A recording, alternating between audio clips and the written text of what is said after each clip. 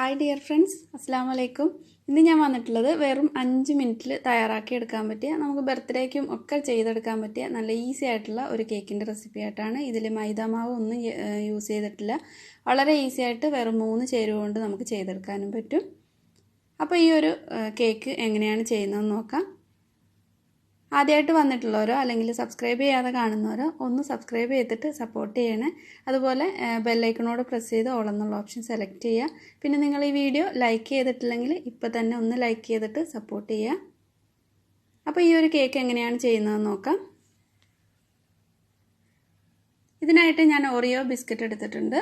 ഇതിനകത്ത് ഒരു പാക്കറ്റിൽ 4 എണ്ണമാണ് വരുന്നത്. ഞാനിവിടെ 7 പാക്കറ്റ് ബിസ്ക്കറ്റാണ് എടുത്തിട്ടുള്ളത്. ഇതിനെ ഒന്ന് പൊടിച്ചിട്ടെടുക്കണം. മിക്സിയുടെ ജാറിലേക്ക് ഇട്ട് കൊടുത്തിട്ട് പൊടിച്ചെടുക്കാം. അപ്പോൾ അതിൻ്റെ ഉള്ളിലുള്ള ക്രീമൊന്നും കളയേണ്ട ആവശ്യമില്ല. അപ്പോൾ അതിൻ്റെ മധുരവും ഈ ഒരു കേക്കിലേക്ക് കിട്ടും. പിന്നെ കൂടുതലായിട്ട് നമുക്ക് പഞ്ചസാര ചേർക്കേണ്ട ആവശ്യമില്ല. കുറഞ്ഞ മധുരം മതിയെങ്കിൽ പഞ്ചസാര ഒട്ടും ചേർക്കേണ്ട ആവശ്യമില്ല.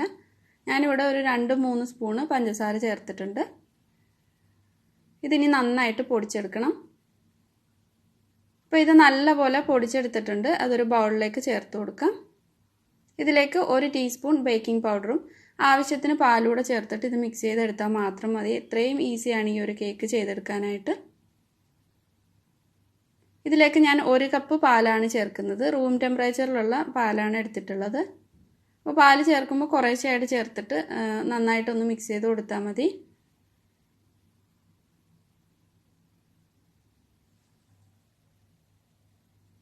അപ്പോൾ നല്ലപോലെ മിക്സ് ചെയ്തെടുത്തിട്ടുണ്ട്.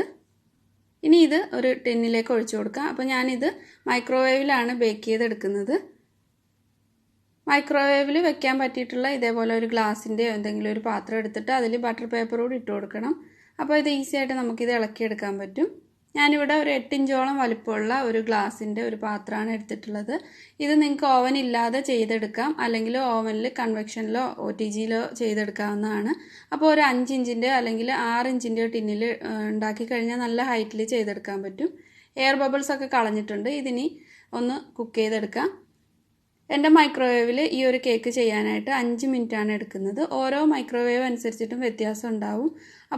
അപ്പോൾ ആദ്യം 5 മിനിറ്റ് കൊടുക്കുക. അത് കഴിഞ്ഞിട്ട് കുക്കായിട്ടുണ്ടോ എന്ന് ചെക്ക് ചെയ്തിട്ട് ഇല്ലെങ്കിൽ ഒരു 30 സെക്കൻഡോ 1 മിനിറ്റ് കൂടെ ഒക്കെ വെച്ച് കൊടുത്താൽ മതി.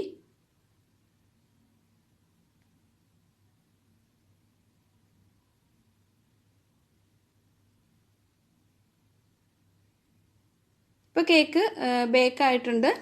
ഒരു 5 മിനിറ്റ് കഴിഞ്ഞപ്പോൾ തന്നെ നന്നായിട്ട് പൊങ്ങി വന്നിട്ടുണ്ട്. സ്ക്യൂവർ കൊണ്ട് ചെക്ക് ചെയ്തപ്പോൾ കറക്റ്റായിട്ട് തന്നെ കുക്കായിട്ടുണ്ട്. ഇതിനി കുറച്ചൊന്ന് തണുക്കാനായിട്ട് മാറ്റി വയ്ക്കാം. നല്ല സ്പോഞ്ചി ആയിട്ടുള്ള കേക്കാണ്. വളരെ ഈസി ആയിട്ട് നമുക്ക് 5 മിനിറ്റ് കൊണ്ട് തന്നെ ചെയ്തെടുക്കാനും പറ്റും. ഒരു 3 ചേരുവ ഉണ്ടെങ്കിൽ വേഗം ചെയ്യാൻ പറ്റും. ഇപ്പോൾ കേക്ക് കുറച്ചൊന്ന് തണുത്തിട്ടുണ്ട്. ഇതിൻ്റെ മുകളിലായിട്ട് ഞാൻ ചോക്ലേറ്റ് ഗനാഷാണ് ചേർത്ത് കൊടുക്കുന്നത്. ഒന്ന് എല്ലായിടത്തേക്കും ഒന്ന് സ്പ്രെഡ് ചെയ്ത് കൊടുക്കുന്നുണ്ട്. അപ്പോൾ ന്യൂട്ടെല്ല വെച്ചിട്ട് വേണമെങ്കിലും ചെയ്തെടുക്കാം, അല്ലെങ്കിൽ കുറച്ച് ഉയരത്തിലൊക്കെ ചെയ്ത് കഴിഞ്ഞാൽ ഒരു 5 ഇഞ്ചിൻ്റെ 6 ഇഞ്ചിൻ്റെ കേക്ക് ടിന്നിൽ ചെയ്ത് കഴിഞ്ഞാൽ കേക്ക് കട്ട് ചെയ്തിട്ട് നമുക്ക് ബർത്ത്ഡേക്കൊക്കെ കേക്ക് വിപ്പിംഗ് ക്രീമൊക്കെ സ്പ്രെഡ് ചെയ്തിട്ട് ഡെക്കറേറ്റ് ചെയ്തെടുക്കാൻ പറ്റും. അപ്പോൾ ഞാനിതിൻ്റെ മുകളിലും സൈഡിലൊക്കെ ചോക്ലേറ്റ് ഗനാഷ് ഒന്ന് സ്പ്രെഡ് ചെയ്ത് കൊടുക്കുന്നുണ്ട്.